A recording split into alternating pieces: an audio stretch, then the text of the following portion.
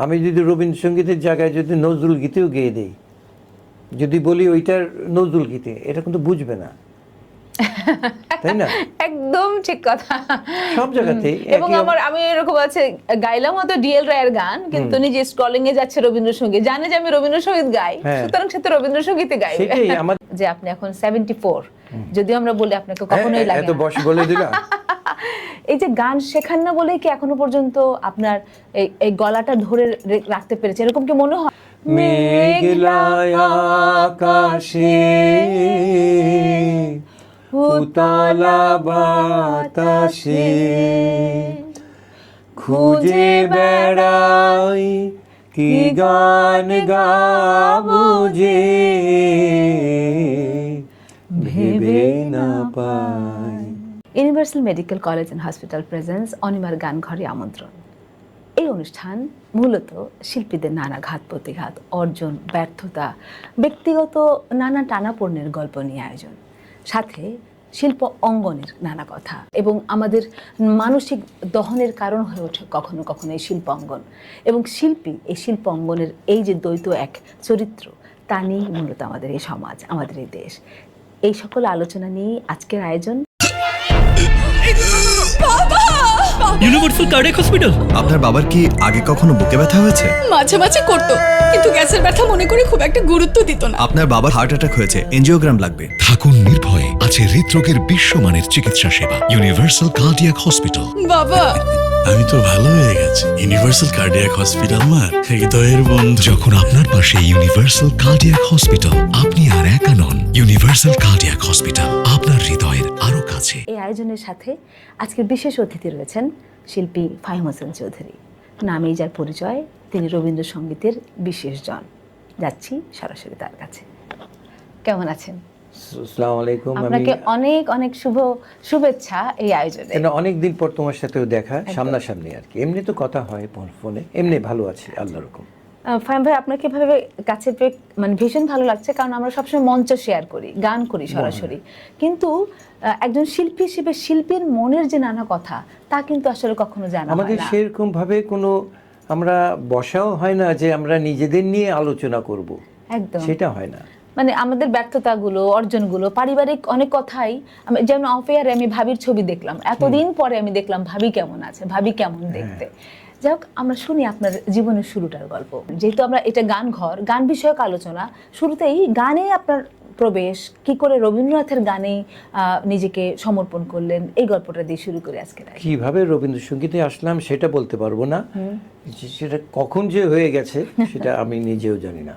Actually আমাদের বাসার পরিবেশ ছিল গানের চর্চা, এবং আমার বোন সেতার বাজাতো, আমার বড় চাচা অল ইন্ডিয়া মিউজিক কনফারেন্সের প্রেসিডেন্ট ছিলেন, আমার মনে হয় 80 বছর আগে। তো আমাদের বাসায় গানের চর্চা সবসময় থাকতো। তো আমার মামারা সেতার বাজাতেন। আমার বড় বোন যখন গান করতো তখন আমি আমার মনে হয় 4-5-এ পড়ি। আর ওইটাই সত্যি যে ওই বয়সে কেউ আমরা বসে যে গান করব, আমরা তো ওরকম না। আমরা খেলাধুলা নিয়ে, এবং আমরা থাকতাম মফস্বলে ফরিদপুরে।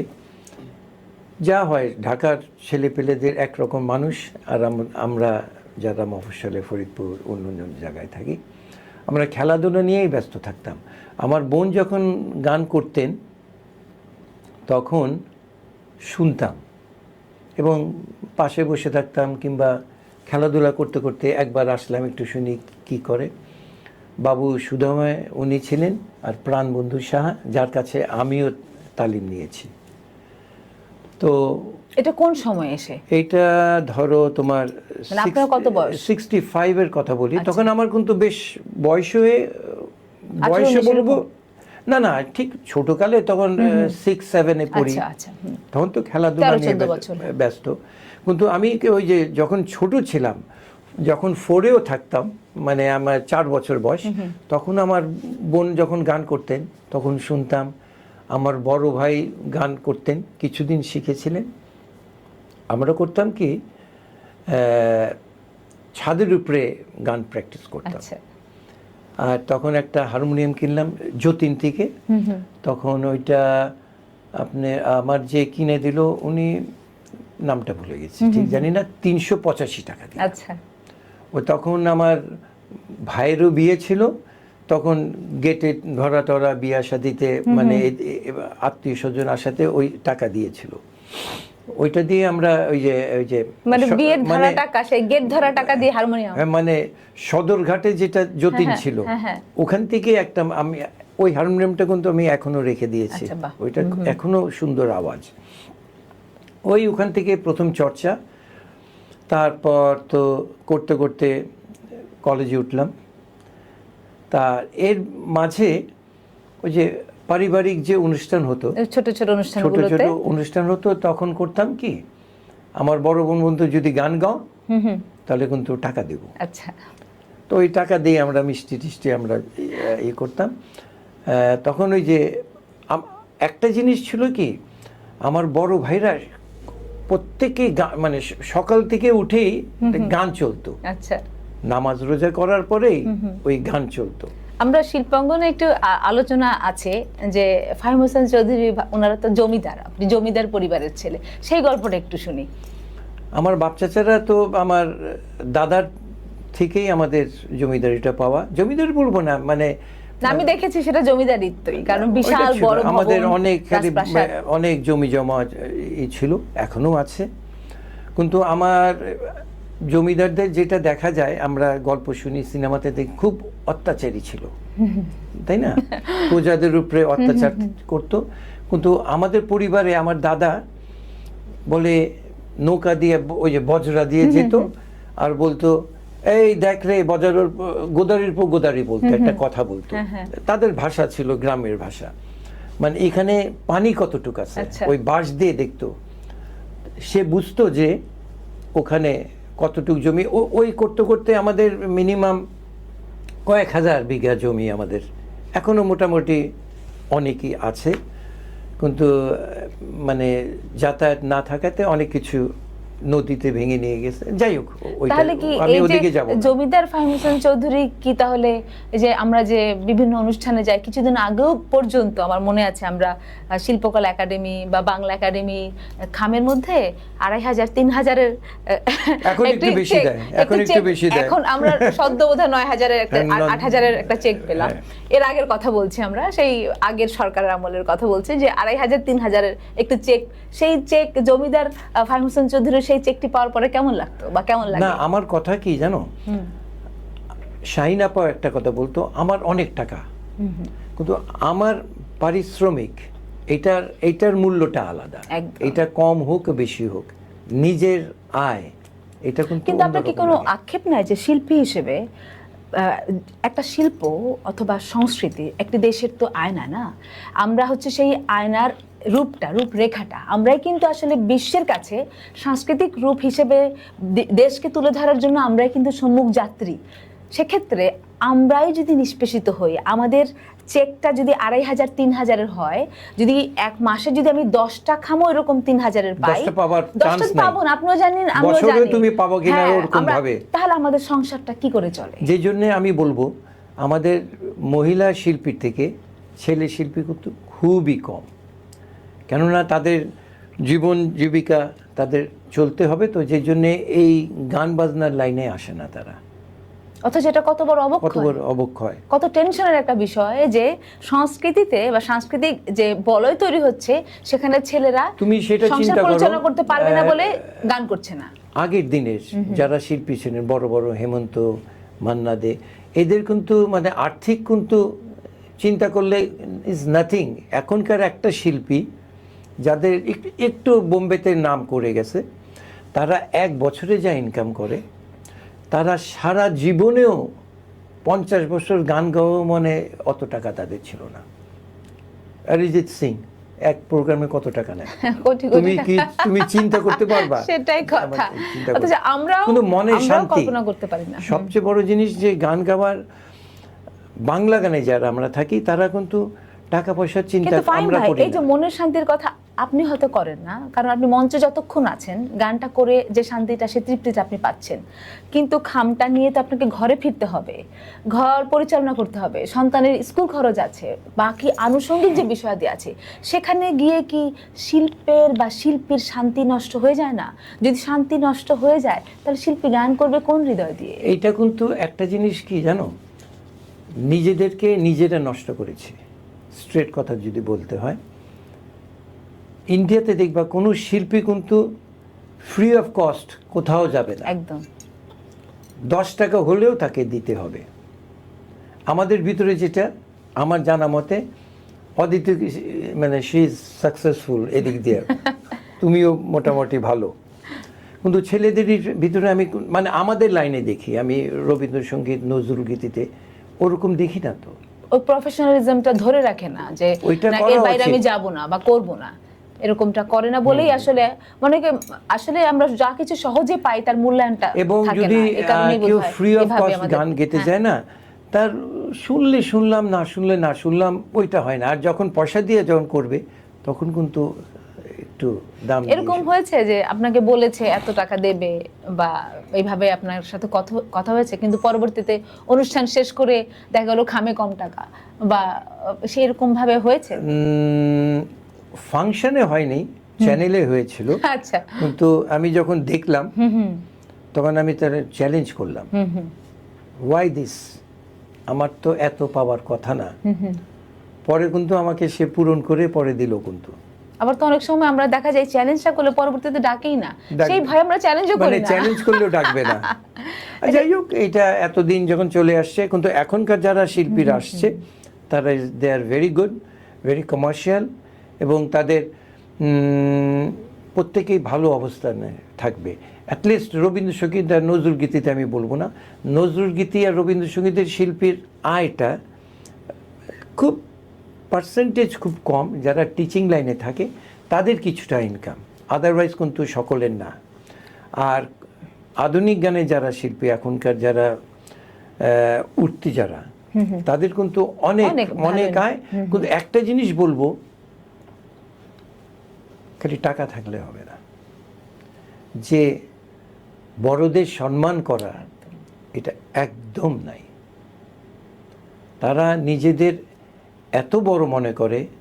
আমি এটাও জানি আমাদের সুপারস্টার, আমাদের যাদের শিখে আমরা মানুষ এই পর্যন্ত, তাদের সামনেও কিন্তু এখনকার কিছু আর্টিস্ট, নাম বললে তো খারাপ শোনাবে, পা উঠে বসে থাকে, মানে তাদের গুণেও না, কিন্তু তাদের বিচার করাতেই কিন্তু তুমি এত দূর আসছো, সম্মানটা নেই। একদম। আরেকটা কথা, যে ফাহিম হোসেন চৌধুরী, আমি জানি যে গান শেখান না আপনি, গান শেখান না বলেই কি এখনো পর্যন্ত অফেয়ারে কথা হচ্ছিল যে আপনি এখন 74, যদিও আমরা বলি আপনাকে কখনোই লাগে এত না। বয়স বলে দিলাম। এই যে গান শেখান না বলেই কি এখনো পর্যন্ত আপনার এই গলাটা ধরে রাখতে পেরেছে, এরকম কি মনে হয়? নাকি মনে হয় যে গান শেখালো, নাকি গান শেখাবার যে অনাগ্রহ, কি কারণটা কি আসলে? সত্যি কথা বলতে কি, ভালো ছাত্র এবং ভালো টিচার কিন্তু এক না।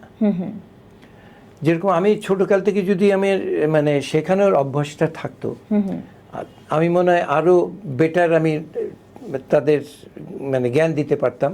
কিন্তু আমার নিজের অভিজ্ঞতাতে আমি জানি যে গান অনেক সুন্দর সুন্দর গলা, গানটা গাওয়ার গায়কী, কোথায় দম নিতে হবে, এই আমার জিনিসগুলি মনে আছে আপনি আমাকেও বলেছিলেন। আমি মানে আমার সকলকে হ্যাঁ, সকলকে বলেন, আমাকেও বলেছিলেন। গাওয়ারিটা হ্যাঁ। যখন তুমি গান গাবা, মনে করবা যে তুমি একটা কথা বলছো, তোমার ভিতরে যে কষ্ট সেটা তোমাকে ফিল করতে হবে না। যতই উঁচায় যাও, নিজেকে কন্ট্রোল, এটা প্র্যাকটিসের মানে ব্যাপার। মুখের মধ্যে এক্সপ্রেশনের সেটা যেন ধরা না পড়ে যে আমার কষ্ট হচ্ছে। সেটাই আমি সেইটা আমার ওইটাই যে আমি বলি যে প্রত্যেককে যেটা আসছিলাম যে আমি শিখাই না, আমাকে আসে, আমি ওরকম শিক্ষক তা তো হিসেবে যাবেই, কারণ আপনার গানের ভক্ত আমরা, আপনার কাছে শিখতে চাইবেই। তাদের বলি যে সবচেয়ে আগে বলি তোমাকে প্র্যাকটিস করতে হবে।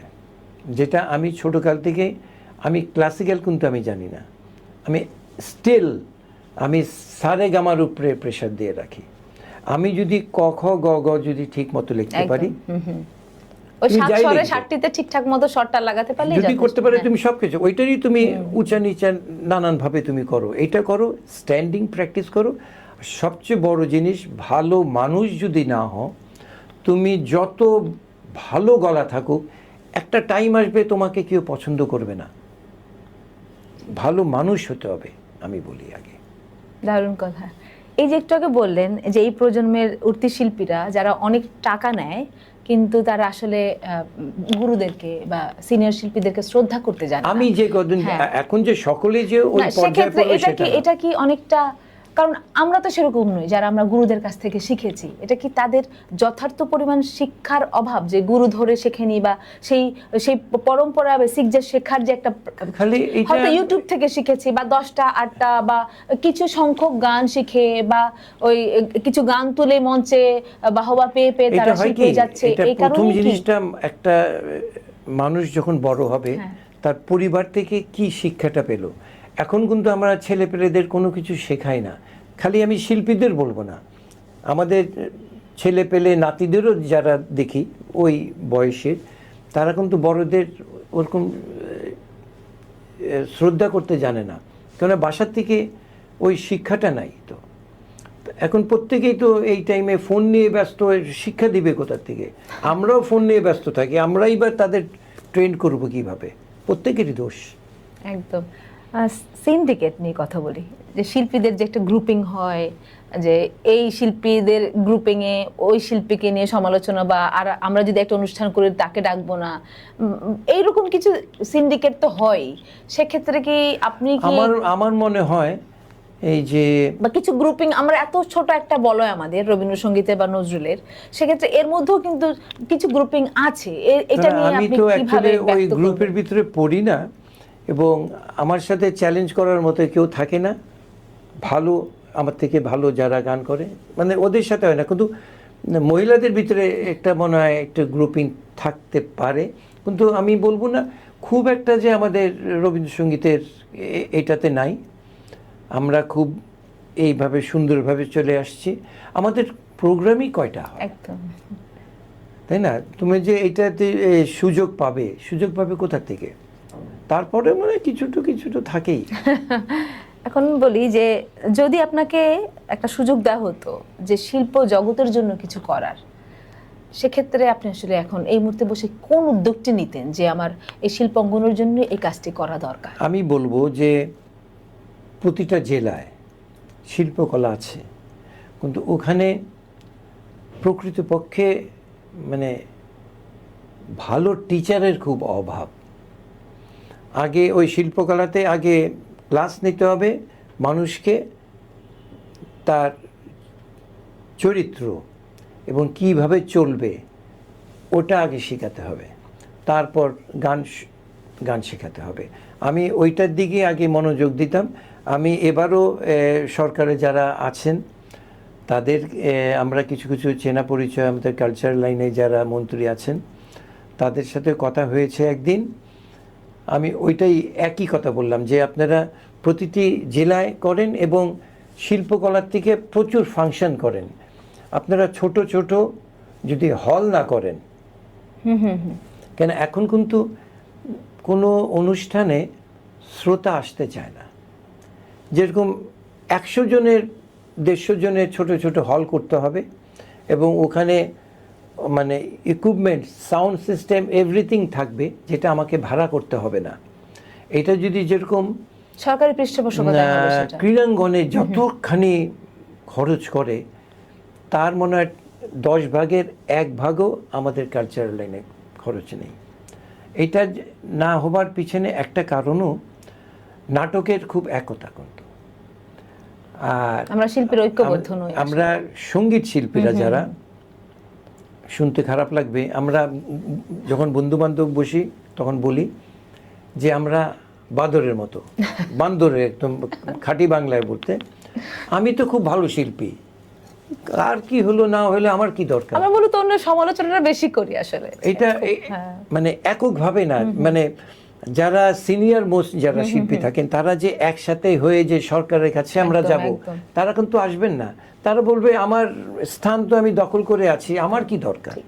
কিন্তু নাটক প্রত্যেকটা নাট্যকর্মী এটা একদম এক, যে জন্যে দেখো শিল্প জগতে যে দলীয়করণ, যেমন এই শিল্পী ওই দল করে, সুতরাং এখন অন্য রাষ্ট্রপ্রধান বা অন্য রাজনৈতিক দল রয়েছে, তাকে গান দেয়া হবে না বা তাকে ডাকা হবে না, এই যে বিষয়গুলো শিল্পী, আমরা যেমন ফাহিম ভাই আপনিও জানেন আমিও জানি, আমরা কিন্তু আসলে কারো নই, কারণ না, বরং আমরা সবার, এবং আমাদেরকে যদি সবার করতে পারে এটা রাষ্ট্রের স্বার্থ, সেটাই। কারণ আমাদেরকে তাদের লাগবেই। আমার মনে হয় এই যে দলীয়করণ, এত ছোট একটা জগৎ আমাদের মধ্যে, যে ভিতরে আমার মনে হয় 2-4 জন শিল্পী তারা এত বাড়াবাড়ি করে অনেক সময়, ব্যক্তিগত স্বার্থের কারণে কি সেগুলো? তা তো নিশ্চয়ই। তখন তাদের একটা সরকার চেঞ্জ হলে তাদের উপরে আসে, এছাড়া কিন্তু এটা মানে পুরা শিল্পী জগতের ভিতরে এটা নেই। কিন্তু সেই শিল্পীটাই যদি নিজের একক ব্যক্তি স্বার্থের ঊর্ধ্বে গিয়ে সামগ্রিক শিল্পীদের নিয়ে কাজটা করতেন, যেহেতু তাহলে কিন্তু আর আমার মনে হয় না শিল্পীকে বাঁচিয়ে নিতেন। সেও যে খুব একটা যে পুরা শিল্পীদের স্বার্থ নিয়ে কাজ করতে পারতো তেমনও না, কিন্তু সেটাও না। ব্যক্তিগত সে কোনো সুবিধা ভোগ করেছে কিংবা সুবিধা পায় ওইটাই করে, এছাড়া আমি দেখি না।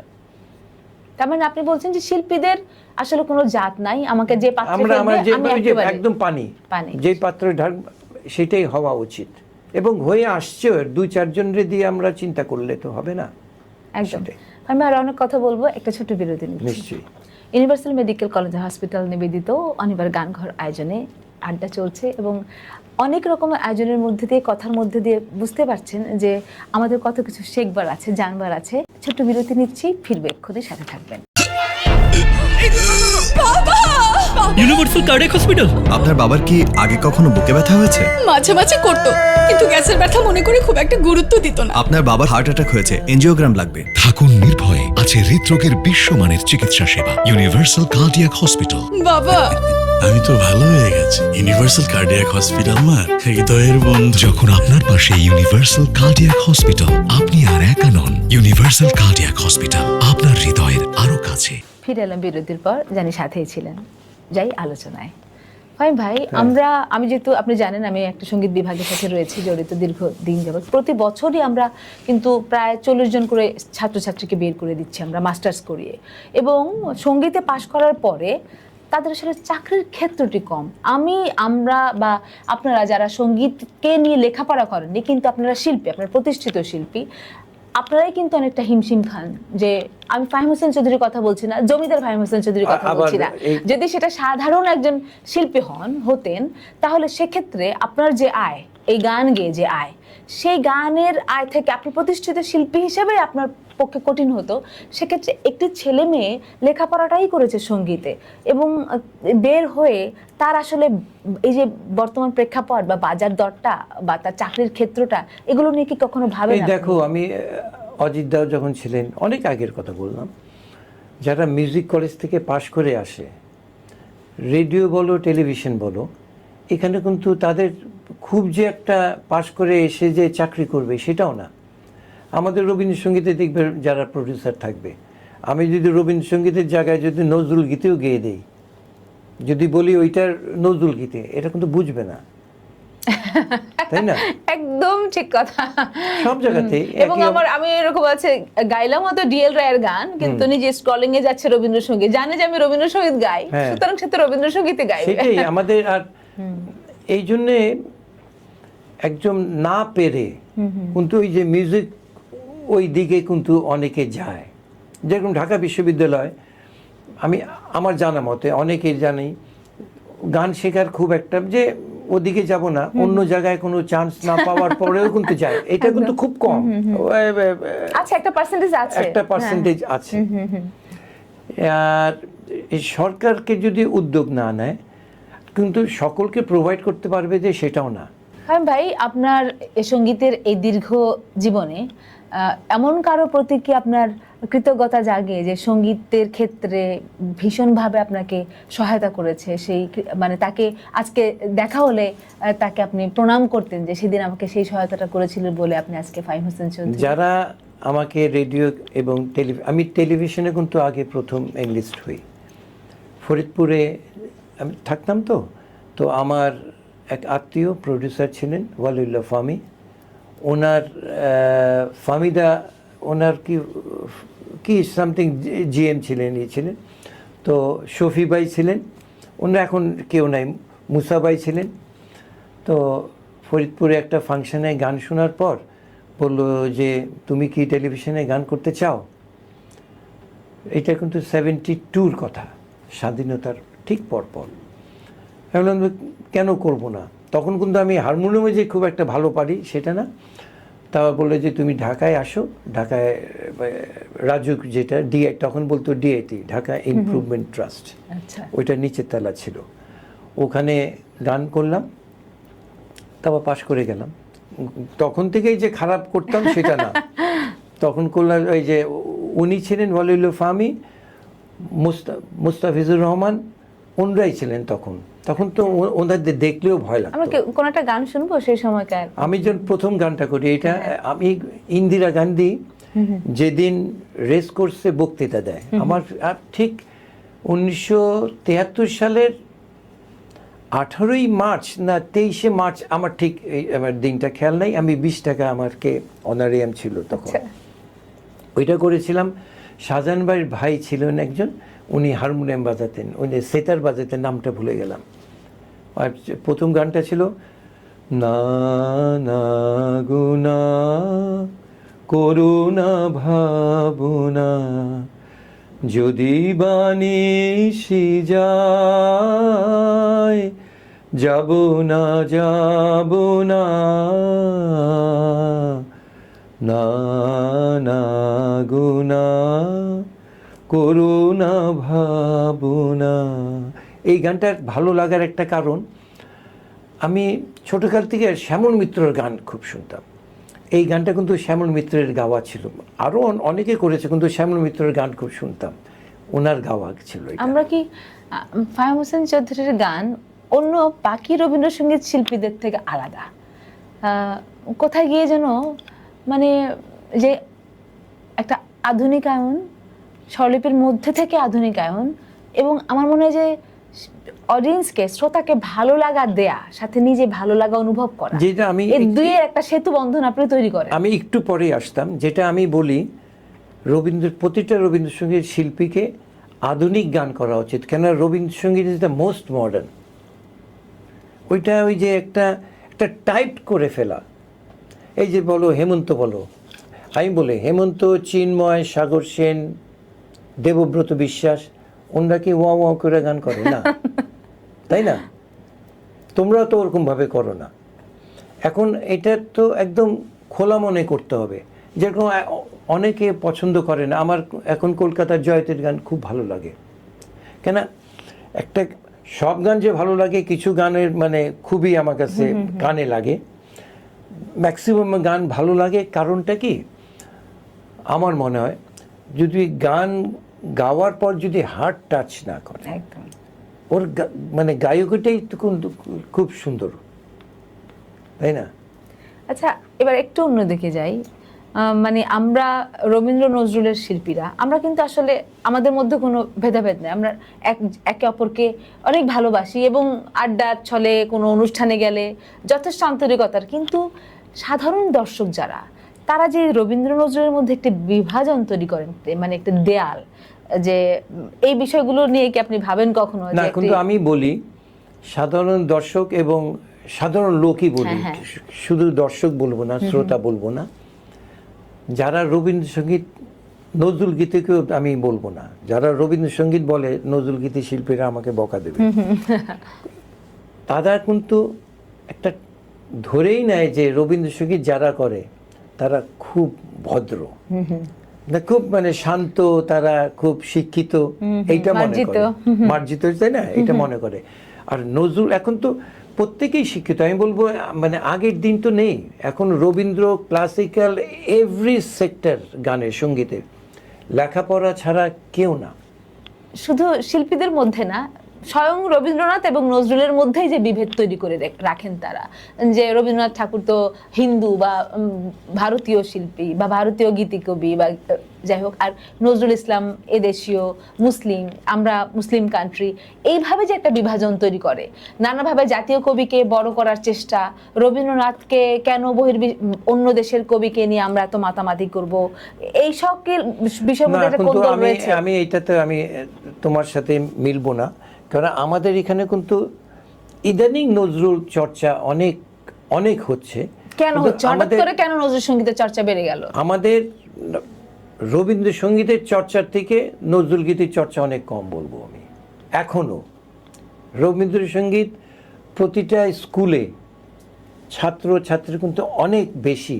তাদের একটা ধারণা কি জানো, রবীন্দ্রসঙ্গীত মানে খুব সোজা গান, কিন্তু তখন এটা অ্যাকচুয়ালি আমরা বুঝি যে এটা কিন্তু খুব সোজা না।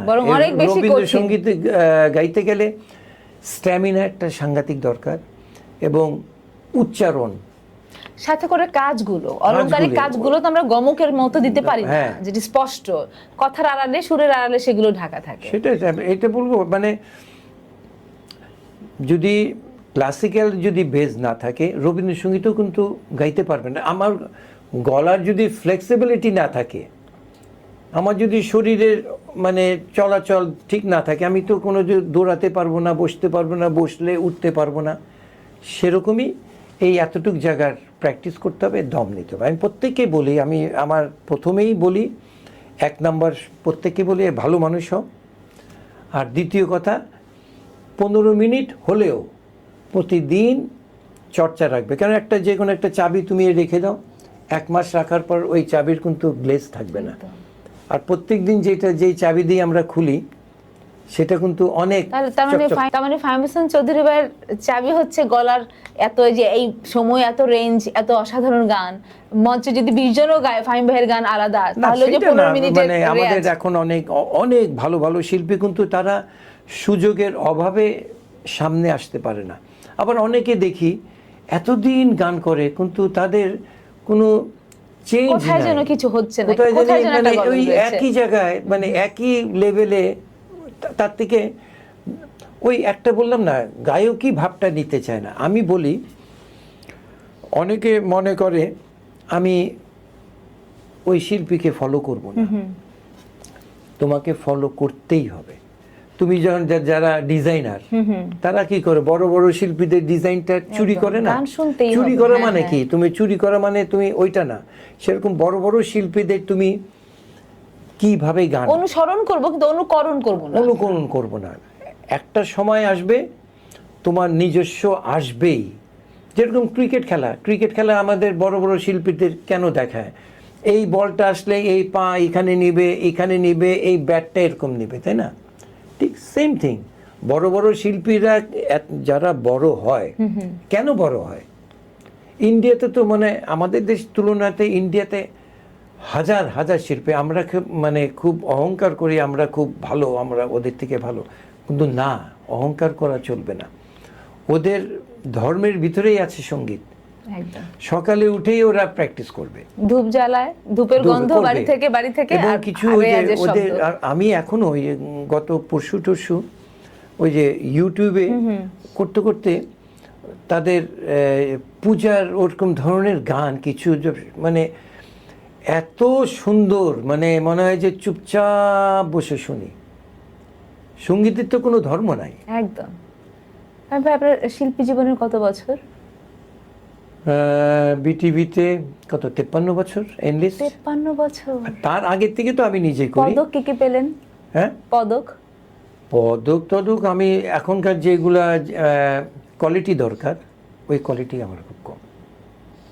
সবচেয়ে বড় জিনিস হলো আমার আফসোস নেই। নো, পদক নিয়ে কোনো আফসোস নেই। এই যে পদকের রীতি রয়েছে, আমি একটা পাইছি, ওই যে কাজী জবুন্নেসা আর বাংলা একাডেমির রবীন্দ্র, এই দুটা। আরও ওই যে মফস্বল থেকে এরা দেয়, ওগুলো একটু মানে বলার মতো এমন কিছু না। তো সরকারি পর্যায়ে এটাই। আর এর থেকে বা আমাকে আর কি দিবে? মানে কি 53 বছর ধরে দেশকে গান দিয়ে সেবা করে যাচ্ছেন, আমরা তো সেবাই করি। আমাকে কি দিবে? স্বাধীনতা পুরস্কার? কেন দেবে? কেন নয়? না, স্বাধীনতা পুরস্কার কাদের জন্য? কাদের জন্য? যেরকম আমি বলি 21শে পদকও স্বাধীনতা পদকে যারা আমার ইসে বলে স্বাধীনতার যুদ্ধে ওই সময় যারা অনেকে আছে যাদের প্রাপ্য, তারা কিন্তু পায় নাই। আমাদের দেশে তো একটা লিয়াজও দরকার। আমি কিন্তু লিয়াজও করলে কিন্তু অনেক কিছু করতে পারতাম। লিয়াজুটা দরকার, কিন্তু এটা আমার উচিত না। একজন ফাহিম হোসেন চৌধুরী 53 বছর ধরে রবীন্দ্রসঙ্গীত করছেন বা গান দিয়ে সেবা করে চলেছেন দেশকে। এদিকে 4 বছর নাচ শিখিয়ে বা নাচের একটি স্কুল পরিচালনা করে 21 পদক পেয়ে যাচ্ছে। এই যে এটাকে আপনি কি সমাজের কোন দিক, এটা কিভাবে আপনি ব্যাখ্যা করবেন? এইটাই তো আমাদের ওই পদকের যে একটা ওয়েট, এইটাই নষ্ট করে দেওয়া। আর কিছু বলার আমার নাই। এক্ষেত্রে কি উদাহরণ হিসেবে সাদি মোহাম্মদ স্যারের গল্প আমরা শুনবো? বেচারা তো ওদের ভেরি ক্লোজ ছিলাম, কিন্তু হয় কি আমি আবার একটু ছোটোখাটো ব্যবসা নিয়ে থাকতাম, আর হলো খেলাধুলা নিয়ে আমার জীবনের 75 বছর পর্যন্ত, মানে 1975 সাল পর্যন্ত কিন্তু আমি গান এবং খেলাধুলা নিয়ে, কেননা আমি জাতীয় পর্যায়ের পর্যন্ত ক্যাম্প পর্যন্ত, জাতীয় পর্যায়ের টিমে না, মোহাম্মডান স্পোর্টিং ভিক্টোরিয়া আমি হকি খেলতাম, তারপর ইন্টার ডিস্ট্রিক্ট আমাদের ফরিদপুর জেলার হয়ে খেলেছি, এবং ক্রীড়াঙ্গনের হকি, বিশেষ করে হকি আমাদের ফ্যামিলি, আমরা বাংলাদেশের যত টিম, মানে আগেকার যারা প্লেয়ার, সাদেক ভাই যারা পাকিস্তান টিমে খেলছে, সোনা মিয়া, রাজ্জাক ভাই, আমার চাচাতো ভাইরা ন্যাশনাল টিমে খেলতো। মানে খেলাধুলা যদি না থাকে, শরীর ভালো না থাকলে গান গাইতে পারবো না। আমি বলি যে আমি যে এখনো পারি, সেটা আমার শারীরিক সক্ষমতা আছে বলেই। আচ্ছা, আর সিগারেট খাওয়া উচিত না। ফাহিম হোসেন যদি শিল্পী এবং খেলোয়াড় যদি না হতেন, তাহলে কি হতেন? যেটা হতাম না আমি বলতেও পারবো না। অন্য কোনো কিছু প্রতি আগ্রহ নাই যে এটা আমার ভালো লাগে বা এইটা হতে বাবা মার এটা স্বপ্ন ছিল, এরকম কিছু কি? আমার কিন্তু আর্মিতে যাওয়ার খুব শখ ছিল। মানে হাইট টাইটের কারণে না, ওই আর্মির ক্যাপটা খুব আমি কিন্তু ওই যে স্কুলে স্কাউট, জুনিয়র ক্যাডেট কোর বলে, ওখানে কিন্তু সবসময় আমি ফার্স্ট, মানে সার্টিফিকেটে 1 নম্বরে থাকতাম। যে কারণে আপনার সব অনুষ্ঠানে দেখি আপনি একদম অন টাইম। আমি আগে যাব, পরে যাব না। আবার একটা নিয়ম হয়ে গেল, আমি দেখি অনেকের, এটা আমি সাদি মোহাম্মদ স্যারের মধ্যে দেখেছি, ওই তো দেরি করে আসাতে, মানে জানি না, অনেকে মনে করে যে ও তার জন্য চিন্তা করতেছে কেন আসে না কেন। আমি এই জিনিসটা পছন্দ। আমার গাছ বড় হলে আমি মনে করি আমাদের বয়স হয়েছে, আমাকে নিচাভাবে চলতে হবে, মাটির দিকে তাকিয়ে চলতে হবে। ফাহিম হোসেন চৌধুরী ভাইয়ের আফসোস আছে কোনো? নো, আমার পারিবারিক দিক দিয়ে আমার 2 সন্তান, আমার স্ত্রী, সেও খুব কালচারাল মাইন্ডেড, সব জায়গায় যায় না কিন্তু কালচারাল মাইন্ডেড। আমার 2 ছেলেই মানে আল্লাহ রকম এখনকার যুগে সৎভাবে তারা ইনকাম করতে চায়। 2 নম্বর লাইনে কোনো সময় যদি দিতে চাই যাবে না, মানবিক মূল্যবোধটাকে আপনি অনেক বেশি গুরুত্ব দেন। এবং পড়াশোনাও তারা ভালো, তারা পরিবার নিয়ে খুব ভালো। এক ছেলে বিদেশে থাকে, ও আবার গান টান করে, ওই বাংলাদেশ আইডলেও ছিল, শেষ পর্যন্ত ছিল না। দে আর গুড। আমার নাতি নটকুন নিয়ে আমরা খুব ভালো থাকি। আমার নাতি বলে, এই ফাহিম মিয়া কোথায় যাও, তখনই খুব ভালো লাগে আর কি। জীবনে কোন ভুলটি করতেন না? মানে কি বলতে চাও? মানে এমন কোনো ভুল হয়েছে যেটা আর কোনোদিন করতেন না, হয়ে গেছিল একটা ভুল, এরকম কোনো ভুল আছে? না, ওরকম কিন্তু আমি দেখি না আমার জীবনে। যেটা আমি স্টেপ নিয়েছি ভালোই করেছি, কিন্তু একটা জিনিস কি, আমি চাকরি করলে যে খুব একটা যে ভালো করতে পারতাম সেটা না।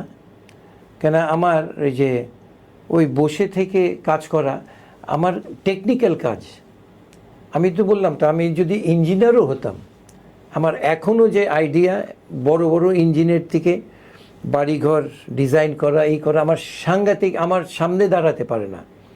এবং আমি এমন কোনো কাজ নাই যেটা করতে পারি না। বাসার রং করা, বাহ। ইলেকট্রিক করা, আমি সোয়ারেজের কাজ পর্যন্ত আমার কোনো ঘৃণাও লাগে না কোনো সময়।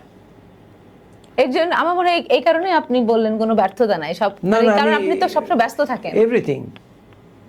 এই এখনো এই যে আমাদের বাসায় থাকি আমরা 48টা ফ্যামিলি থাকে, সকলে কিন্তু ফাহিম ভাই, 48টা ফ্যামিলি মানে আমাদের বিল্ডিং এ 48টা অ্যাপার্টমেন্ট, আমাদের নিজেদের জমি ছিল, ওখানে 48টা অ্যাপার্টমেন্ট। তো প্রত্যেকে ফাহিম ভাই আপনি আমাদের এখানে এই দায়িত্বে থাকবেন, মানে যে জন্য আমি করি কি, আমাদের একটা ফান্ড থাকে, বাসাটা আরও সুন্দর করতে চেষ্টা করি।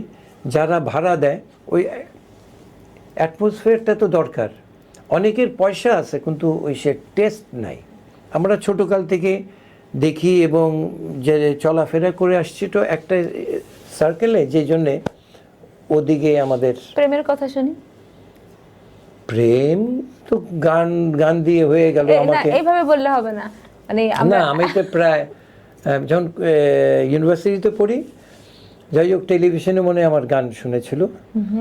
তো তখনও বলতো যে শুকনা, কিন্তু তখনও ফাহিম ভাই, তখন কিন্তু আমি মাসে 3টে করে প্রোগ্রাম করতাম। এবং তখন আমি আবার চিন্ময়কে খুব ভালো লাগতো, আমার চিন্ময়ের গানগুলি বেশি করতাম। আমার গলাটাও খুব মোটা না, তো তখন থেকে কিভাবে পরিচয় হলো, আমাদের বাসার কাছাকাছি থাকতো, তো উল্টা দিকে থাকতো, একটা পুকুর ছিল ওদিকে, ওখান থেকে পরিচয় হওয়ার অনেক বছর পরে এটা আমাদের মানে পরিচয় হয়ে যে আমরা যে খুব চলাফেরা করতাম, সেটা না, মানে একই প্রেমে বিবাহ এরকম একটাই প্রেম করছি, একটাই বিয়া। রবীন্দ্রসঙ্গীত গেয়ে এটা কি করে সম্ভব? যেরকম এখনো বলে অনেকে, ফাহিম ভাই আপনি ফাংশনে যাই না, যারা আমাদের বয়সে ইউনিভার্সিটিতে পড়তো, ইস আপনাকে দেখলে আমরা এই কথা, আমি তখন মনে মনে তাদের বলি, তখন বলেন নাই কেন, এখন বলে লাভ কি? না সেটা না, আমার না, মানে একটা জিনিস, মানে মানুষের যদি, আমি একটা প্রথম থেকে বলেছি, চরিত্র যদি না থাকে, হতে পারে একটা, দুইটা, তিনটা হতেই পারে একটা মানুষের, সেটা খারাপ বলবো না, কিন্তু ভালো থাকার চেষ্টা সবসময় করি। আমার ছেলেদেরও তাই, একটাই প্রেম, একটাই বিয়ে। বাহ। রবীন্দ্রসঙ্গীত করে সর্বোচ্চ পারিশ্রমিক কত ছিল আপনার? আমি ফাংশনে 85,000 টাকা পর্যন্ত, একটা 1 লাখ টাকা চেয়েছিলাম, আচ্ছা। পরে এইটি করে নেই, আমি একলাই ছিলাম ওই আর সর্বনিম্ন? কিছুই না, নিজের পয়সা দিয়ে গাড়ি দিয়ে যাওয়া, গান গেয়ে আবার চলে আসা, মানে তাই না? পয়সা কেউ দিতে চায় না, আর পয়সা চাইলেই আর তখন আর খাওয়া দাওয়া করবে, সাউন্ড সিস্টেম আর ইসের, মানে আর্টিস্টের পয়সার সময় পয়সা নেই। আর ছেলে মানুষ হওয়াতে একটু ডাকও পরে কম। গান শুনে একটা আধুনিক, আমি বললাম তো, আমি ফাংশনে গেলে আধুনিক রবীন্দ্র দুইটা মিক্স করে করে, কিন্তু আমাকে সিল মারা হয়ে গেছে রবীন্দ্রসঙ্গীত, যেই জন্য অনেক সময় অনেক ডাকে না। গানের কথা যেরকম আধুনিক, নয়ন সরসী কেন ভরেছে জলে, কত কি রয়েছে লেখা কাজলে কাজলে, নয়ন সরসী কেন, বেদনার কলি তুমি যাও ভালোবেসে বধূ, ফুল ফোটানোর ছলে আমি ভরে দেব মধু, সারা মন কেন তুমি চোখে সাজালে, কত কি রয়েছে লেখা কাজলে কাজলে, নয়ন সরসী। এই গানটা কিশোর কুমারের 74 সালের খুব সম্ভব। তো এই গানটা আমি যখন গান করতাম, আমার বোন আজকে বেঁচে নেই, মন্টু আপা মারা গেছে, ফাহিম কিশোর কুমারের থেকে তোমার গাওয়াটা অনেক সুন্দর। বাহ। অ্যাকচুয়ালি এত ভালোবাসতো তো এই জন্য আরো বেশি আমরা ভালোবাসতো। ভালোবাসি, আমাদেরও খুবই প্রিয় আপনার গান। ভাই, আর ভাই, যে আধুনিক যেরকম আকাশ ভরা সূর্য তারা বিশ্ব ভরা প্রাণ তাহারি মাঝখানে আমি পেয়েছি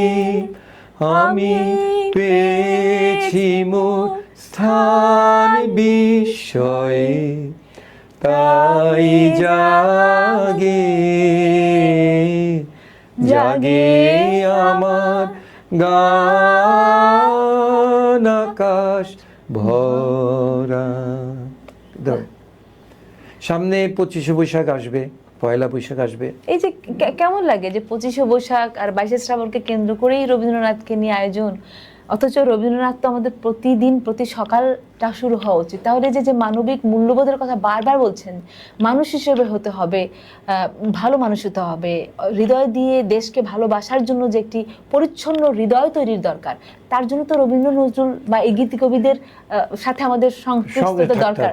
কিন্তু সেক্ষেত্রে আমরা না করে আমাদের সাংস্কৃতিক চর্চা যদি না থাকে কোনো দেশ, এই যে দিবস কেন্দ্রিক মানে আমাদের রবীন্দ্রনাথ, এটা আপনার কাছে এবং প্রতিটা চ্যানেলে আমার মনে হয়, যেরকম দু একটা চ্যানেলে রেগুলার হচ্ছে, কিন্তু আমার মনে হয় আমরা যারা সিনিয়র হয়ে গেছি, খেলে আমার কথা বলবো না, যারা প্রডিউসার থাকেন তারা আমাদের চেনেন কিনা সেটাও আমার সন্দেহ। তোমার কি মনে হয় জানি না। আপনাকে চেনেন ফাহিম ভাই? না না, সকলে যারা অনেকে আছে তারা চিনবেও না। কারণ কি আমাকে যখন অনেক সময় বলা হয় যে কাকে চাইছেন বা আপনার সাথে কে, অনেক সময় দেখা যায় যে জিজ্ঞেস করতে হয়, কারণ এমন সময় এমন কাউকে হয়তো সাথে দিয়ে দিল, হয়তো বা মনে হতেই পারে যে আমি হয়তো তার সাথে কমফোর্ট এবারে না। তোমার সাথে যেরকম দুইবার আমরা একবার বাংলা ভিশনে করলাম আর একবার করলাম চ্যানেল এই এটিএন অনেকবার এরকম আপনারা যদি আমার হয় সাথে তো হয়। আবার ভালোই হবে এবার। হ্যাঁ, একটি কথা যেটা বলতে চাচ্ছিলাম যে আমরা যারা রবীন্দ্রনাথের গান করি তারা মূলত আসলে মিউজিক ভিডিওর প্রতি তেমন করে আসলে আগ্রহী হই না, কারণ গান গেয়েই যেখানে টাকা পায় না, মিউজিক ভিডিওর লগ্নি করতে কত টাকা লাগে সেটা কিভাবে সম্ভব। অথচ বিভিন্ন কোম্পানিগুলো যখন আধুনিক গানের মিউজিক ভিডিও করছে, যে 30 লাখ 40 লাখ টাকারও একটা মিউজিক ভিডিও বানিয়ে ফেলছে। এই যে মিউজিক ভিডিও নির্ভর যে আমাদের গান বাজনা, এখন যে রবীন্দ্রনাথের গান যখন আমরা গাই বা যে কোনো গানই তো আসলে চোখ বন্ধ করে শোনার থেকে এখন দেখা যাচ্ছে যে কতটা রঙিন হবে, কতটা ইনভেস্টমেন্ট দিয়ে মিউজিক ভিডিও বানাবে, সেই গানটা আসলে ভাইরাল হচ্ছে বা লোকে নিচ্ছে। এই ব্যাপারটাকে আপনি কিভাবে দেখেন? মানে এটা আসলে এইটা হবে কি, আমাদের সমাজের কি উপকারটা হচ্ছে? আমি চাচ্ছি যে এখনকার জেনারেশনের সাথে তাল মিলিয়ে রবীন্দ্রসঙ্গীত কিন্তু আরো পপুলার করা যায়। তোমারও কিছু কিছু গান আমি দেখতে, ওই যে অ্যাকচুয়ালি মিউজিকের জন্য আমাদের তুলনায় যে কলকাতায় যে মিউজিকটা হয় সেটা তো আমরা যতই গর্ব করি আমাদের এখানে অনেক কিছু করে, কিন্তু তুমি নিজেকে চিন্তা করে দেখো, এবং যারা করে তারাও যদি চিন্তা করে, কোনো মিল থাকে না। আমরা আসলে ভাবি না, অনেক চিন্তা করি না, গানটা নিয়ে চিন্তাটা করি না, কতটা এটাকে অনেক শ্রম দেই না। আমার এই রবীন্দ্রসঙ্গীত আর নজরুল গীতে আমি জানি না, রবীন্দ্রসঙ্গীত এইটাই যদি আমাদের যদি স্পন্সর থাকতো, আমার মনে হয় আমার বহু ব্যাংকের টপ লেভেলের সব চেনাশোনা, আমি অনেকবার গেছি, আমার মনে হয় 10,000 টাকাও কোনো সময় আমাকে দেয় নাই। মানে স্পন্সর হিসেবে দেবে না, দেয় না। দুঃখজনক। আমি এই লেভেলে আসার পরেও গেলেও কোনো আমি রেজাল্ট পাইনি। তাই তুমি কোথায় যাবা? এই দিক দিয়ে দেখো তো, বেঙ্গল ফাউন্ডেশন এই একটা প্রতিষ্ঠান যে অবশ্যই তাদের প্রতি বহু শিল্পী এবং আমাদের সাংস্কৃতিক অঙ্গনের এই যে ক্লাসিক্যাল নাইট হতো, যে এইটা যে আমাদের দেশের কত উপকার, বেঙ্গলকে আমি ধন্যবাদ জানাই। অবশ্যই অবশ্যই প্রত্যাশা যে আবার এরকম শুরু হবে, আবার হবে। নিশ্চয়ই। কেন যে বন্ধ ছিল আমরা জানি না, শুরু হবে।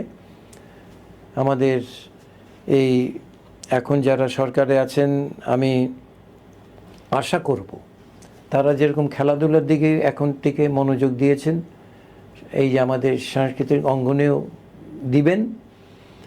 আর সবচেয়ে বড় জিনিস, এই দুঃসময়ে এখন একটা পৃথিবীতে আমরা গ্লোবাল একটা কিন্তু একটা পরিস্থিতি আছি, যেটা কিছুদিন আমাদের অপেক্ষা করতে হবে, ধৈর্য ধরতে হবে। আবার বলবো, ভালো মানুষ ভাবে চলতে হবে। ভাইয়া একটা প্রশ্ন, মানে আমার মনে আছে যখন থেকে আমি প্রথম অ্যালবামগুলো শুরু করি, আমার একটি অ্যালবামে 14টা গান 12টা গান এরকম আমরা করেছি, কিন্তু এখন এমন একটি সময় যে একটি গান, একটি মিউজিক ভিডিও, মানে এইভাবে একটি গান করলেই হয়ে যায়, কারণ আমরা অনলাইনে দিচ্ছি বা ইউটিউবে দিচ্ছি, এতে করে তো আমাদের গান রেকর্ডের সংখ্যা কমে যেরকম যাচ্ছে। আমি বলি, চ্যানেল আই কিন্তু অনেকে, তোমার করেছে, বন্যারও করে, ফেরদৌসারার, এই 2-3 জন শিল্পীরও অনেক মিউজিক ভিডিও করে। প্রতিটা চ্যানেলে যদি আমাদের কিন্তু ওরকম সুন্দর সুন্দর অনেক গান আছে, এটা করলে কিন্তু আমাদের যে নেক্সট জেনারেশন, আমাদের যে গানগুলি তো প্রচার করতে হবে। আর এখন সিডিও কেউ শুনে না, আর আমাদের পক্ষে সম্ভবও না একটা শিল্পী একলা এই মিউজিক ভিডিও তৈরি করে আমরা প্লেস করব। একটা গান তৈরি করতে মিনিমাম 50,000 টাকা লাগবে একদম, টোটাল। আরো বেশি লাগে। আমি একদম মানে সাদা মাটা ভাবে করতে গেলে 50। এটা কোথায় পাবো? এগুলো যদি বড় বড় কোম্পানি যদি স্পন্সর করে, আজকে যেখানে করছি তারাও যদি করে, এরকম ভিডিও যদি করে, আমাদের মিউজিক ভিডিও, আমরা থাকবো নিশ্চয়ই, এবং দেশকে দিয়ে যাব। কারণ কি এটা তো আমাদের অবক্ষয় না, আমাদের লস না। লস না। মানে আপনি এত ভালো গান গাইছেন, কোন আর্কাইভ থাকছে না, না। কোথাও গানগুলো নাই।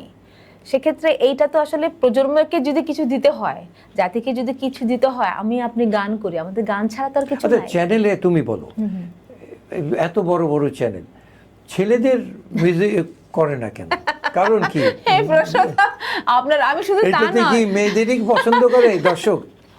আমি শুধু আরেকটা বিষয় বলতে চাচ্ছি, শুধু মেয়ে না, ইয়াং মেয়ে এরকমও হয়, যখন নাকি নাম প্রস্তাব করা হয় যে দিদি ইয়াং দেন, এই প্রজন্মের, মানে এরা চাইছে এক তো পরিচিত মুখ হতে হবে এবং এই প্রজন্মের হতে হবে। এরকমও আমি গল্প শুনি বিভিন্ন জায়গায়, যখন শিল্পীদের নাম বলা হয় তখন তারা চ্যানেলগুলো, তার মানে চ্যানেল আসলে তারা নিজেদের ওই ঝকঝকায়, স্ক্রিনটা ঝকঝকে যাবে এটাকেই প্রাধান্য দিচ্ছে, বরং হৃদয়টা ঝকঝকে হোক তার থেকে। আমি বলি, এইসব যারা করছে, যত মিডিয়ার থেকে করছে, সিনিয়রদের নিয়ে যদি করে, একদম ওইটার যে একটা গ্ল্যামার থাকবে, তাই না?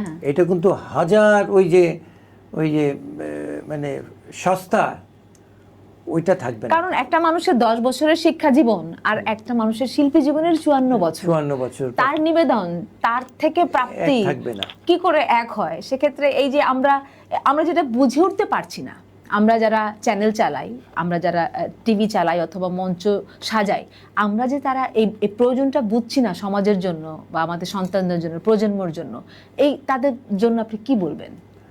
আমি বলবো, ওই যে একটা জিনিস, তোমরা চর্চা করে যাও, সময় আসবেই, কিন্তু সময় এরকম বসে থাকবে না। আর আমি বলবো যে অনেক চ্যানেলই রেগুলার প্রোগ্রাম করাতে কিন্তু অনেক শিল্পী আমাদের তৈরি হচ্ছে। আমাদের, আমি তো বলবো 20 বছর আগে যে কয়জন শিল্পী তুমি বলো, হাতে গোনা কয়েকজন ছিল, এখন কিন্তু প্রচুর। কিন্তু আমরা তাদের গান শুনতে পারি না, কোনো চ্যানেলে তাদের ডাকে না, টেলিভিশনে তাদের ডাকে না, কিন্তু তারা অনেক ভালো শিল্পী আমাদের রয়েছে যারা রবীন্দ্রসঙ্গীত চর্চা করছে। খালি রবীন্দ্রসঙ্গীত না, তোমার নজরুলেও আধুনিক মানে গুটি কয়েক শিল্পীদের নিয়ে আসলে চ্যানেলগুলো আমরা ঘুরে। এই জন্য শুরুতে আমি বলছিলাম যে সিন্ডিকেট, এই যে চ্যানেল সিন্ডিকেট, যে এরা কয়েকজন শিল্পীকে নিয়ে রয়েছে। আমি বলবো সিন্ডিকেট তো শিল্পীদের না, সেটাই কথা, যে শিল্পীদের ভিতরে না, যারা চ্যানেল, যারা তাদের একটা আবার টার্গেট থাকে, নতুন শিল্পী আনলে তো আমি স্পন্সর পাবো না, তাদেরও দোষ নাই। কিন্তু যারা স্পন্সর করবে, একটা টিভিতে যখন আমার প্রোগ্রাম চালাবে, কিন্তু রবীন্দ্রসঙ্গীত সকালে যে প্রোগ্রামগুলি চালায়, স্পন্সর তো কেউ করে, তারা কিন্তু নতুন শিল্পীদের নিলে তারা স্পন্সর করবে না। এমনকি মঞ্চর কথা যদি বলি, রবীন্দ্র নজরুল মঞ্চের জন্য স্পন্সর নাই, ব্যান্ডের গানের জন্য। ব্যান্ডের গানকে কোনো ক্রমেই আমি অসম্মান করে বলছি না, কিন্তু যে জাতির ব্যান্ডের গান শুনবে, সেই জাতি যদি রবীন্দ্র নজরুল না শুনে, সে কি আসলে ব্যান্ডের গানের কথাটাও ঠিকঠাক মতো বুঝবে? সে তো শুধু বিটটা শুনবে, ব্যান্ডের গানের ভেতরে যে কথাগুলো রয়েছে সেটা উপলব্ধি করার জন্য তো একটা জমিন দরকার। আজকে হলো কয় তারিখ? 31 তারিখ। আজকে টেলিভিশনে স্ক্রল দেখলাম, পয়লা বৈশাখ সরকার নানানভাবে মানে উদযাপন করবে, সাংস্কৃতিক অঙ্গনের করবে। ওখানে কি থাকবে? ম্যাক্সিমাম থাকবে ব্যান্ড, সেকেন্ড ক্যাপিটালে করবে।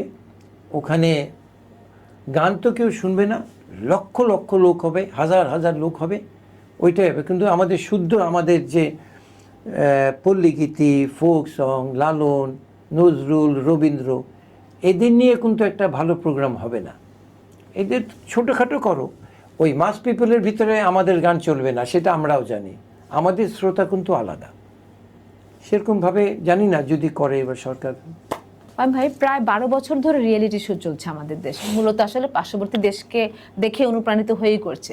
কিন্তু শাস্ত্রীয় সঙ্গীত বা রবীন্দ্র নজরুল এই ধারার গানকে মানে উপস্থাপন করা বা এই ধারার শিল্পীদেরকে প্রমোট করার জন্য শিল্পী বের করার যে চেষ্টা, সেরকম কোনো বিষয় না। শুধু আধুনিক গান, ছোট ছোট শিশুরা যে গাইছে তারাও গাইছে প্রেমের গান, বড়দের গান। মানে আমার কথা যে রবীন্দ্র নজরুলকে প্রমোট করার জন্য এই ক্ষেত্রেও কোথায় যেন একটা বাণিজ্যিকরণের ব্যাপারটি বাংলা একাডেমি করতে পারে, বাংলাদেশ টেলিভিশন, এটা কিন্তু কেন ওই রিয়েলিটি শোগুলো করতে পারে না? এটা তাদের দায়িত্ব নয়? দায়িত্ব থাকলেও এটা রিয়েলিটি শোতে এরা আসে না কেন? আমিও আসে, তারা বাদ পড়ে যায়, তাদের বাদ দিয়ে দেওয়া হয়, তাই না? হ্যাঁ, কারণ তারা আধুনিক গান গাইতে পারে না ঠিকঠাক মতো। অন্যান্য যে আধুনিক গানের শিল্পীটা যে পরিমাণে গাইছে, যে রবীন্দ্রসঙ্গীত বা নজরুল সঙ্গীতের চর্চা করছে, সে তো সেই পরিমাণ আধুনিক গানটা পারবে না, কারণ তার তো একটা জোনাল রয়েছে, সে আধুনিক গান করছে না, সে রবীন্দ্র নজরুল করছে। কিন্তু আমার কথা যে কেন তাহলে রবীন্দ্র নজরুলকে প্রায়োরিটি দিচ্ছি না যারা এই আয়োজক শ্রেণীতে রয়েছে? সে এখন এমন একটি বড় প্ল্যাটফর্ম, সেই বড় প্ল্যাটফর্মটিও যদি বাণিজ্যিকরণের কথাই চিন্তা করে, ছোট ছোট প্ল্যাটফর্মগুলোও যদি বাণিজ্যিকরণ করার কথাই চিন্তা করে, তাহলে আসে মূল্যবোধের জায়গা, আমাদের মনন, আমাদের শিল্পবোধ তৈরি করার যে জায়গা, মূলত আসলে দেশপ্রেম, সেটা কোথায়? তুমি দেখো, এই যে চ্যানেল আই যে রিয়েলিটি শোটা করবে, এখানেও কিন্তু নজরুল গীতি রাখে কিনা আমি জানি না, রবীন্দ্রসঙ্গীতে রাখে কিনা গান কেউ স্টেজে করবে সেটা না। ওখানে সব জায়গায় নাচানাচি, আনন্দ চাই আমরা, এর ভিতরে যে আনন্দ আছে একদম তারা অনেক চেষ্টা করে যাচ্ছে। চ্যানেল আই কিন্তু অনেক ধরনের শিল্পীদের আপনার সাপোর্ট দিয়ে তারা আসছে। আমার মনে হয় চ্যানেল আইয়ের মতো অন্য কোনো চ্যানেল কিন্তু করে না। বারবার চ্যানেলের নামটা আসছে কারণ আমরা সকল শিল্পী আসলে এই যে পয়লা বৈশাখেও যে এত হয়, এটা কিন্তু চ্যানেল আই যদি না থাকতো এত বড় অনুষ্ঠান কিন্তু করা কিন্তু সম্ভব ছিল না। ভাবি কি গান শুনতে চায়? ভাবি তো বলে তুমি বাসাতে যত সুন্দর করো, প্রোগ্রামে অত সুন্দর লাগে না। এটার কিন্তু কারণ আছে। আমি নিজেই বলি, আমি যদি একটা ফোনে আমার গান রেকর্ড করি, চ্যানেল আইতেই যে গান রেকর্ড করব, অনেক পার্থক্য। আমি আমার নিজের গান আমি কোনোদিন শুনতে চাই না। আমি জানি না কেন, এটার কিন্তু একটা ব্যাপার থাকে, ব্যালেন্সের ব্যাপার থাকে।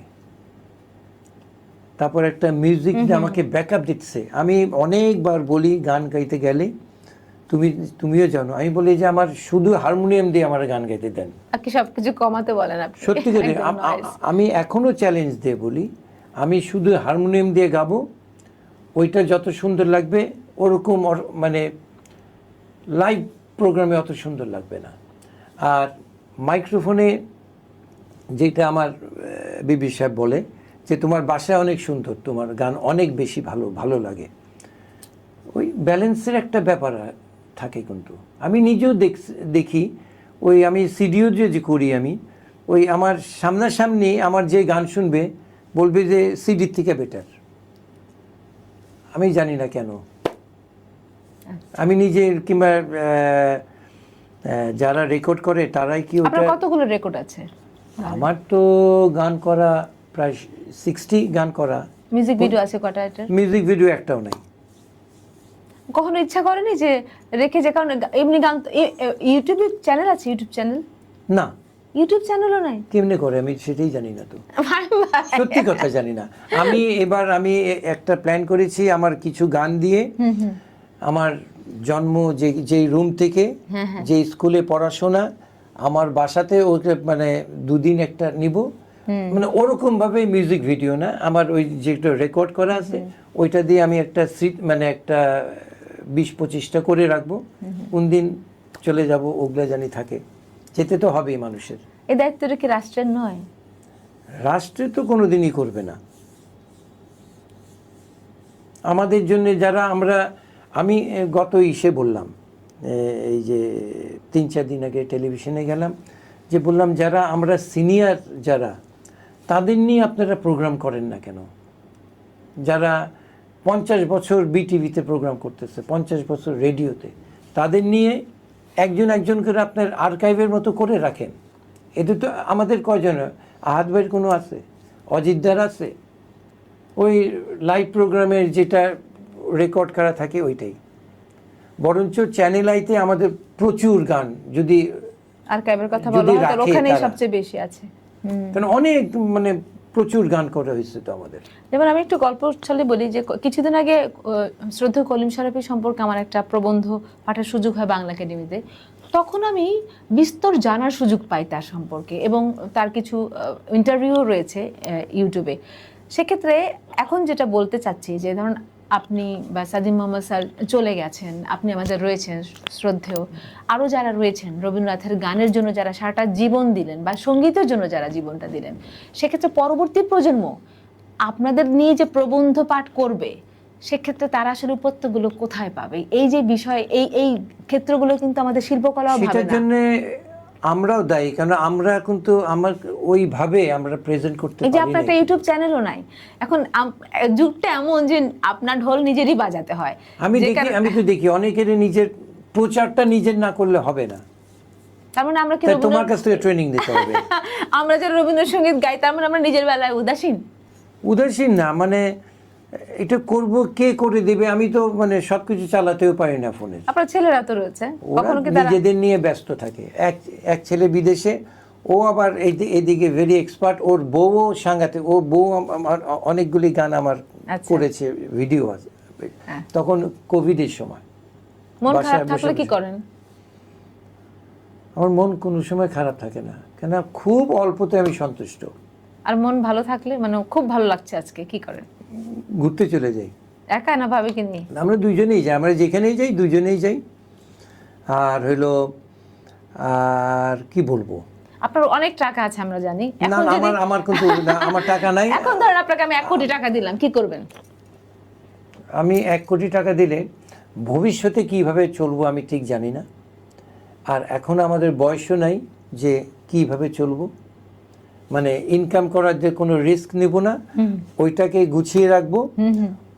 মিউজিক ভিডিও বানাবেন না? হ্যাঁ, ওইটা করবো পরে। 1 কোটি টাকা দে না, ওখান থেকে করা। তুমি একটা দিয়ে দেখো আমাকে। 1 কোটি টাকা তুমি ওইটা দে, তুমি আমাদের 10 লাখ টাকা দিয়ে একটা ব্যবস্থা করে দাও। আচ্ছা, জমিদার ফাহিম হোসেন চৌধুরী কি দরিদ্র অনিমারায় শিক্ষক অনিমারে দিবে 10 লাখ টাকা? আমরা বললাম না, আমরা তো ওই যে আগেকার দিনের জমিদার না, আমরা খুব মানে খুব, আমার দাদা খুব মুসল্লি ছিলেন, জমি জমা অনেক করেছিলেন, ওইটাই আমরা ভাঙিয়ে খাচ্ছি এখনো, যে জন্য নিজেরা বেশি কিছু করতে পারি নাই। আমি আজকে গল্প করে অনেক ভালো লাগলো। আসলে আমি জানতাম আপনি এলে মানে আমার অনেক কিছু জানা হবে। না তোমাকে ধন্যবাদ। মূলত আজকের আয়োজনের উদ্দেশ্য কিন্তু তাই, যে গান ঘর, আমরা গান নিয়ে কথা বলার জায়গা নাই ফাহিম ভাই, আড্ডা দেওয়ার জায়গা নাই। এই মঞ্চে আপনার ওই সিটে বাদ্যযন্ত্র সঙ্গীত শিল্পী থেকে শুরু করে সকলে আসবে, যাদের বলার জায়গা নেই, কথা বলার আক্ষেপগুলো, আনন্দগুলো প্রকাশের ক্ষেত্র নেই, হয়তো কেউ কোনোদিন জানবেই না তার জীবনের স্ট্রাগলের গল্পটা। এই কারণে আসলে এই আলোচনা শুধু করবে কেন, তারা একটু মিউজিক ভিডিও করুক তো একটা, আমাদের কি করবে কিনা তুমি বলে দেখবা। নিশ্চয়ই অবশ্যই বলবো। তাহলে আমরা আয়োজনে একেবারে শেষ প্রান্তে। হ্যাঁ, তাহলে তুমি শুনো একটা গান, আমি একলা না, যখন আসছি দুজনেই করি। একদম। আমি একটু বিদায় নিয়ে আসি। সুপ্রিয় দর্শক, নিশ্চয়ই বুঝতে পারছেন আমাদের শ্রদ্ধেয় ফাহিম হোসেন চৌধুরী জীবনের অনেক গল্প করলেন, এবং এর মধ্যে দিয়ে আমরা অনেক দিক নির্দেশনা পেলাম সমাজ এবং আমাদের শিল্প জগৎ সম্পর্কে। তারা কিভাবে অতিবাহিত করেছেন জীবনটা, কত সাদামাঠা জীবনযাপন করেছেন, এবং আমরা এখন অনেক চাকচিক্যর মধ্যে দিয়েও কেন যেন কোথাও আমাদের মূল্যবোধকে হারিয়ে ফেলছি। মানুষ হিসেবে মানুষের পাশে দাঁড়াবার, শিল্প নিয়ে দাঁড়াবার, লড়বার সংগ্রামটাকে ভুলে গিয়ে শুধু আমি আমার আর এই আমারত্বের মধ্যে নিজেদেরকে আবদ্ধ করে রাখছি। আয়োজনের একেবারে শেষ প্রান্তে নিশ্চয়ই ভালো থাকবেন। আমরা দুজনে মিলে একটি গান করতে করতে বিদায় নেব। পরবর্তীতে ওই আসনে অন্য কোনো শিল্পীর সাথে দেখা হবে। আমি কি গান গাবো যে ভেবে না পাই, মেঘলায় আকাশে উতলা বাতাসে, মেঘলায় আকাশে উতলা বাতাসে, খুঁজে বেড়াই কি গান গাবো যে ভেবে না পাই। বনের গাছে গাছে জেগেছে ভাষা,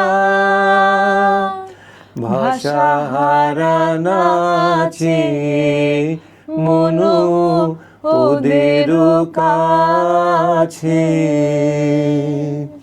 চঞ্চলতার রাগিনী যাচ্ছে সারাদিন বিরামহীন, ফিরি যে তাই কি গান গাবো যে ভেবে না পাই।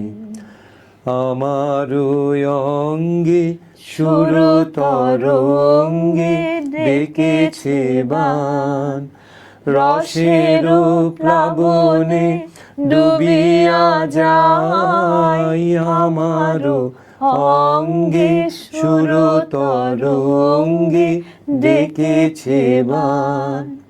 কি কথা রয়েছে আমার মনের ছায়াতে, স্বপ্ন প্রদোষে আমি তারে যে চাই কি গান গাবো যে